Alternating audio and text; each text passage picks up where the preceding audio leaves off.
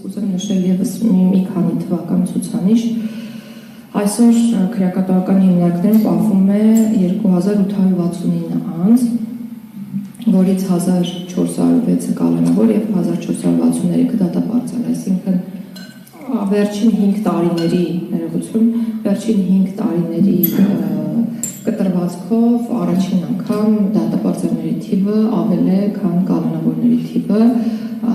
արդեն 57-ով։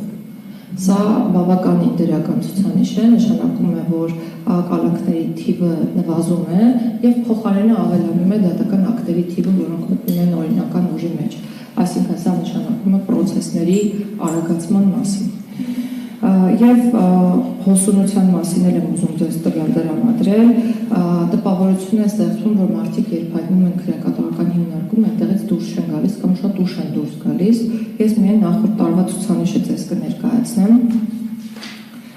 Նախորդ տարի ՔԿՀ մուտք է գործել 2557 անձ, եթե համեմատենք 2024 թվականի հետ, ապա 2024-ին 2064-ն է եղել այդ թիվը,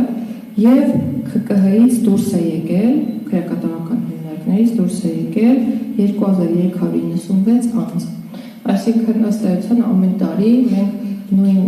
թվով անձանց մուտք ու անձանց ելք ենք ունենում։ Իհարկե դրանց մեջ կան մարդիկ, որոնք տևական ժամանակով պատիժ կամ քալանք են կրում, բայց հոսունությունը բավականին մեծ է։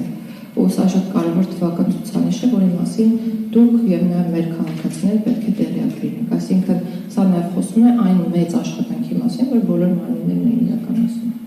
Որ մենք անընդհատ ասում ենք, որ դատապարտողների ու կալանավորների թիվը 2500-ից ավել է կամ 2800 է, դա մշտապես փոփոխվող թիվ է եւ մշտապես կամ հիմնականում վերաբերում է տարբեր